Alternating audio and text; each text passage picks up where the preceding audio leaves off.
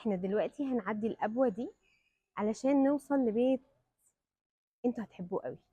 علشان تعدي القناية دي فانت لازم توطي شويتين، ده لو كنت طويل. ولو كنت قصير زي حالاتي فانت هتوطي برضه علشان تعدي الناحية التانية. أصل القناية دي عبارة عن ممر اتصمم من أيام المماليك. أصل دي كانت أكتر حاجة بارعين فيها، هي التراث.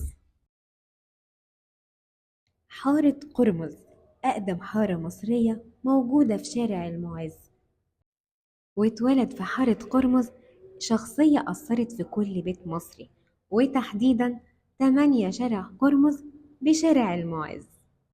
وده الشارع المتفرع من الحارة اللي هيوصلنا لبيت شخصيتنا.